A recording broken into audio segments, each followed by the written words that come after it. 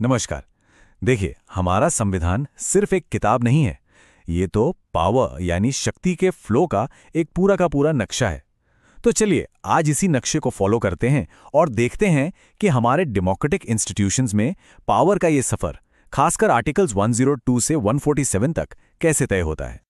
तो सबसे बड़ा सवाल यही है कि ये पूरी जर्नी दिखती कैसी है। मतलब पार्लियामेंट में कानून बनाने वालों से लेकर सुप्रीम कोर्ट में बैठे कानून के रखवालों तक ये पूरा सिस्टम आखिर चलता कैसे है। आइए इस सफर में थोड़ा और गहरा उतरते हैं और इसी सवाल का जवाब ढूंढते हैं। तो इस जर्नी की शुरुआत होती है हमारी संसद से, यानी वो जगह जहां हमारे चुने हुए रिप्रेजेंटेटिव्स देश के लिए कानून बनाते हैं। पर बात सिर्फ सांसद बनने की नहीं है, सांसद बने रहने के लिए भी कुछ बहुत ही सख्त नियम हैं। देखिए, आर्टिकल 102 बिल्कुल साफ साफ बताता है कि कौन एमपी नहीं हो सकता। जैसे अगर कोई इंसान सरकार के अंदर किसी ऑफिस ऑफ प्रॉफिट पर है, या फिर वो मेंटली अनसाउंड है, दिवालिया हो गया है, या उसने भारत की नागरिकता छोड़कर किसी और देश की नागरिकता ले ली है। ये सारे नियम क्यों हैं? ताकि ये पक्का किया जा सके कि कोई भी एमपी अपनी पोजीशन का गलत फायदा ना उठाए। अच्छा, अभी हमने लाभ के पद या ऑफिस ऑफ प्रॉफिट की बात की, तो सवाल उठता है कि ये है क्या चीज। देखिए, इसका सीधा सा मतलब है कोई भी ऐसा सरकारी पद जिससे किसी भी तरह का फाइनेंशियल गेन या फायदा हो रहा हो। ये नियम इसलिए जरूरी है ताकि सांसदों के पर्सनल इंटरेस्ट और उनकी पब्लिक ड्यूटी के बीच कोई कॉन्फ्लिक्ट ऑफ इंटरेस्ट पैदा ना हो। तो यहां पे ना संविधान एक बहुत ही कमाल का बैलेंस बनाता है। देखिए, एक तरफ है आर्टिकल 105 जो सांसदों को पार्लियामेंट के अंदर अपनी बात रखने की पूरी आजादी देता है, मतलब वो बिना किसी डर के बोल सकते हैं। और दूसरी तरफ है आर्टिकल 102 जो ये पक्का करता है कि वो कुछ दायरों में, कुछ सीमाओं में रहकर ही काम करें। तो अधिकार भी हैं और जिम्मेदारियां भी। ठीक है, तो अब हम ये तो समझ गए कि सांसद कौन है और उनके लिए क्या नियम है। अब चलिए आगे बढ़ते हैं और देखते हैं कि पावर का ये फ्लो कानून बनाने की प्रोसेस में कैसे आगे बढ़ता है। मतलब एक आइडिया एक नेशनल लॉ में कैसे तब्दील होता है। देखिए, किसी भी बिल के कानून बनने का जो सफर है ना, उसके 4 मेन स्टेजेस होते हैं। सबसे पहले बिल को लोकसभा या राज्यसभा किसी एक हाउस में इंट्रोड्यूस किया जाता है।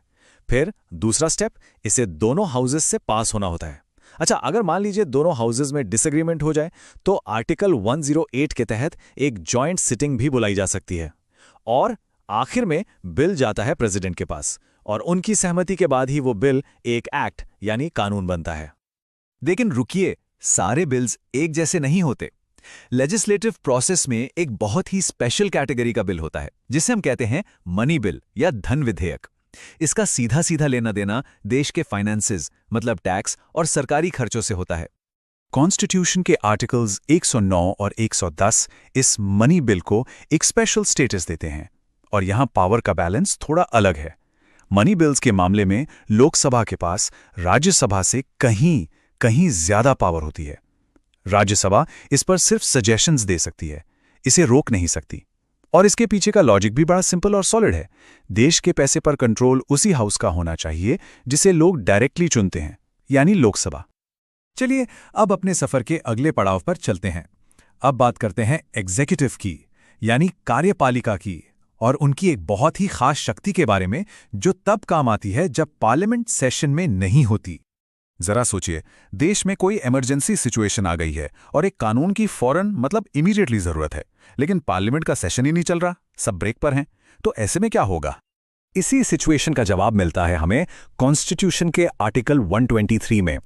ये आर्टिकल प्रेसिडेंट को एक स्पेशल पावर देता है जिसे अध्यादेश या ऑर्डिनेंस कहते हैं।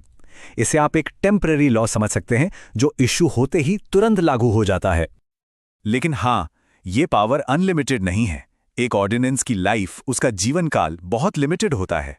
जैसे ही पार्लियामेंट का सेशन वापस शुरू होता है, सरकार को उसे 6 हफ्तों के अंदर दोनों हाउसेस के सामने रखना पड़ता है। और अगर इस डेडलाइन के अंदर पार्लियामेंट उसे अप्रूव नहीं करती तो वो ऑर्डिनेंस लैप्स हो जाता है, मतलब खत्म। और अब हम आ पहुंचे हैं इस पावर जर्नी के फाइनल स्टॉपर। यहां मिलते हैं हमें न्याय के अंतिम पहरेदार, यानी हमारी जुडिशरी। इनका काम ये देखना है कि पावर का ये पूरा फ्लो संविधान के दायरे में ही रहे। तो ये यात्रा खत्म होती है सुप्रीम कोर्ट पर, जिसकी स्थापना आर्टिकल 124 के तहत हुई है।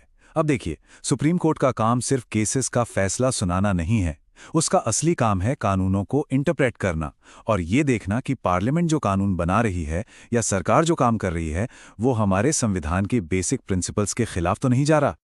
सुप्रीम कोर्ट की पावर्स को हम मोटे तौर पर 3 हिस्सों में बांट सकते हैं। पहला है ओरिजिनल जुरिस्डिक्शन, मतलब कुछ केसेस ऐसे हैं जो सीधे सुप्रीम कोर्ट में ही शुरू होते हैं, जैसे केंद्र और राज्यों के बीच का कोई झगड़ा। दूसरा है अपैलेट जुरिस्डिक्शन, यानी जब हाईकोर्ट के फैसलों के खिलाफ अपील की जाती है तो वो यहां सुनी जाती है।